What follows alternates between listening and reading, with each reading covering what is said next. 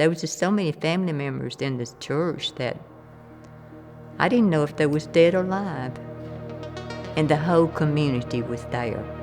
There was so many cars, you had to go about a half a mile or longer to get to the church to come and help.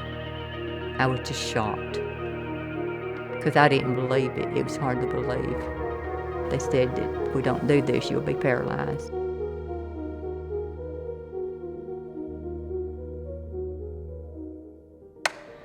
It don't seem like it's been that long ago when you're living it, but 30 years from this tornado, it just seems like it couldn't possibly be that long. Well, Tyler didn't feel well that Sunday, your little brother. They drove from Southside for the service that morning, your mom and dad. Okay, well, Tyler didn't feel well. He was fussy. He was a year and a half, so Joe was at home and Jason, they was doing something at the house, and they kept Tyler. And probably that saved Tyler's life. But they saw that big black cloud, though. They saw the cloud, and they thought, could be bad. That was how it began, and they came up Sunday morning. We had a full house, and the children were doing the palm, the marching, and you were in it. And that was such a good, you had a good feeling because it was so spiritual. You could just feel the spirit in the church. And then all of a sudden they said,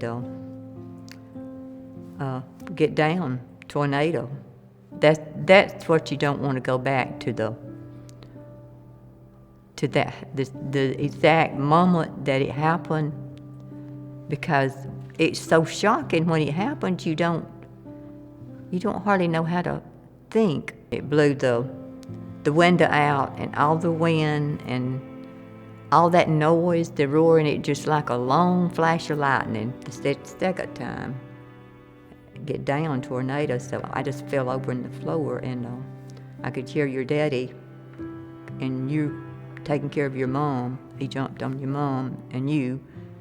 And then Janice, my sister-in-law, was on the other side, and a beam fell on her, so she was screaming at the top of her lungs. But I could hear the activity, but still I couldn't. I was trapped. I don't know what had me down, I couldn't move. But do you know that I think my body went into shock while I was laying there, because I knew that window had blown out that was on our side. And that smell of that wind and air and rain, it just poured down, And then when it got quiet. See, I couldn't see anybody. I could hear people, because I was practically under that bench. So there's not a lot of memory I have, and I just wanted to get out. It's basically I wanted to get out. And Clinton Hunt carried me out in his arms, because see, you had to get people out. And Janice, I don't know, they had to move the beam before she could be gotten out, because she had something big on her, a big beam.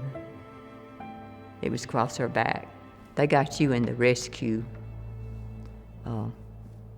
squad, I guess, to take you because you had your injury. With my injuries was all inside, I looked like nothing wasn't wrong with me, except I knew my legs wouldn't work. I couldn't walk. I don't know that they hurt. I think they were just numb.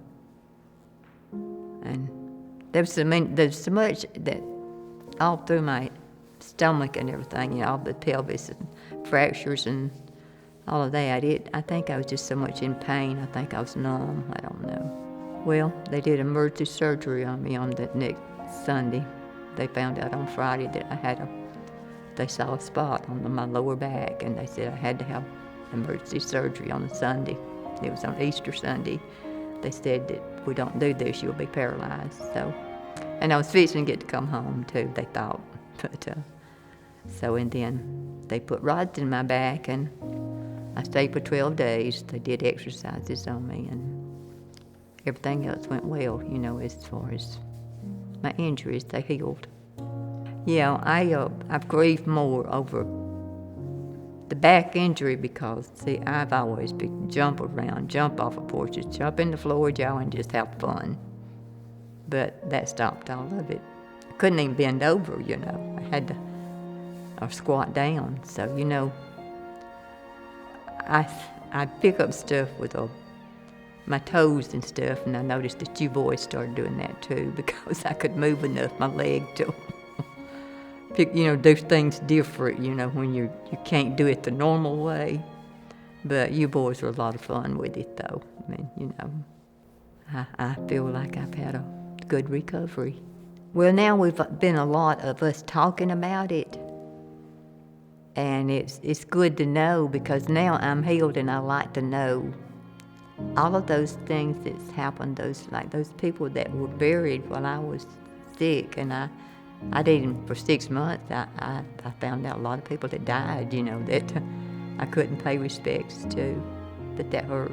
But still, well, I think through time and my age, I forget a lot of things. So I believe that it takes years, you know, to get better, because you can't stay locked up in any kind of pain, because if you do, you're missing out on some good stuff.